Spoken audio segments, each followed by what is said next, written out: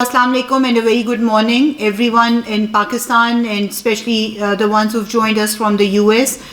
It's a great honor for me to be addressing you all, and I think it's going to be one of the opportunities for people between Pakistan and those friends in the US to use this forum to have a discussion on various issues and also know the investment regime of the country, and this will provide great understanding between the two of us. So as you know that Pakistan is a land of 220 million people, and around 59% of our population falls in the age bracket of 15 to 59 years. And 27% of this is between the age of 15 and 29 years. So our potential investors are offered a robust consumer market and also a very young population. So this population can speak English, is easily trainable, and can be a very productive labor force.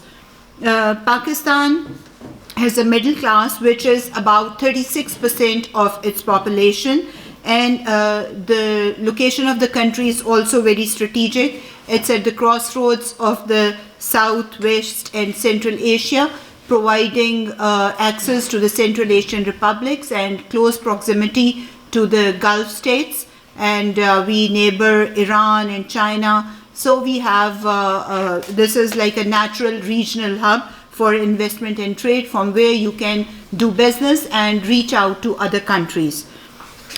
Since the inception of the present government, the dynamic leadership of the Prime Minister, we are working on a very strong reform agenda, both on the economic front and also on the regulatory front. So a recent survey conducted by the Overseas Investors Chambers of Commerce and Industry indicates that there has been a 75% increase in the business confidence index over the last 4 months as compared to the same period last year. So the recent surveys also indicate that the investment in the country is also on the rise. We've experienced a 5% increase in the domestic investment, and the exports have also gone up about 27%, and exports have gone up by 32% now in the recent times. The company registration has gone up by 40%. The zone enterprises in the special economic zones have experienced an increase of 30%, and 50% of the investment is in fixed assets, which indicates that industrialization is picking up, and this will be instrumental towards the social and economic development of the people of Pakistan. So ladies and gentlemen, I would like to say that Pakistan offers a very safe environment to investors in all sectors of economy. We have ample opportunities for the foreign investors, and they can invest in the country having 100% ownership in their investments. Pakistan's investment policy, I would say, is one of the most liberal ones in the entire country. You do not need to have a local partner. Also, you are allowed to take back all your dividends or capital or profits without any cap. So this is one of the incentives which is rarely given by any country, but we offer this incentive. Also, all sectors are open for investment except for a few, like explosive, arms and ammunitions, and currency printing. So the investments of foreigners are protected under the acts of law. Pakistan has a very liberal regime for the special economic zones also. We have 22 special economic zones which have been notified so far. There are two incentives, with the main incentives in the special economic zones. One is the exemption of taxes and duties for the income of both the developer and also the zone enterprise for 10 years. And the second is duty-free import of plant and machinery for the first time. So apart from that, the utilities are provided by the federal government, and it is a very easy a plug-and-play situation where you can come and start your business. Pakistan and USA, they are partners for the last many years. The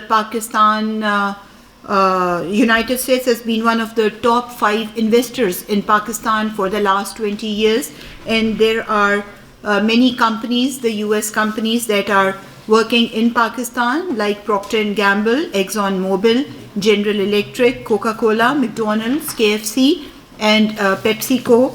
So the economic ties between Pakistan and US have helped Pakistan in its economy and in the prosperity of its people. The TIFA, which is the Trade and Investment Agreement between the USA and Pakistan, has provided a forum where both countries discuss mutual avenues for cooperation, for investment, for trade, and I've been a part of many of these TIFA meetings, and many of the issues between Pakistan and USA are discussed at this forum, and this is a very, I would say, an opportunity for these issues to be resolved. Also, many times these TIFA meetings are also accompanied by the business-to-business forums.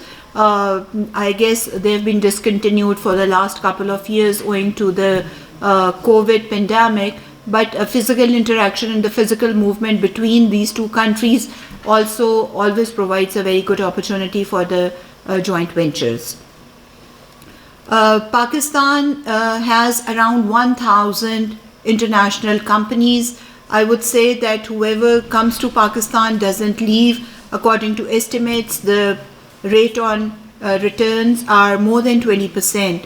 And the other day we were having a conversation with top CEOs, and they said that Pakistan is a preferred destination because they are making double-digit profits. And so this is rarely done in any of the countries. In the last seminar in Dubai, where we were having an investment forum, we had many of the investors, Accor, hotel chain owners, and they were declaring that out of the over 700 hotel chains, the ones that they have in Karachi, Movenpick was making the maximum profit. So it's a great opportunity for investors to come to Pakistan, to explore different avenues and do business here. I would also like to say that we have developed a projects portal where we have put in more than 150 projects, all in different sectors. They are available on our website, and they are like more than $60 billion. So you can explore by sector-wise and also amount-wise if you are interested. One of the keen interests of the present government is the regulatory reform work. Pakistan improved 39 positions in the ease of doing business ranking in the last 2 years before the report got discontinued. And we just started off making progress on different regulatory work, and now the program has been expanded, and it's being spread to the entire country. And we hope that many of the unnecessary regulations will be eliminated, many of them will be simplified, and many of the regulations and procedures will become online, thus making it very easy for the businesses to do work here. So again, I would like to take this opportunity to invite all of you to Pakistan to see all the business opportunities that are here. I assure you the maximum cooperation coming from the Board of Investment here in Pakistan and also from our missions abroad. And for the US, I think the major sectors for investment would be the information technology, automobile, construction, housing, food and agriculture, health, e-commerce, energy, and tourism. So these are the sectors in which we are offering special incentives. We have an electronic vehicle policy in place now. We have mobile manufacturing policy, especially incentivizing these sectors, tourism also.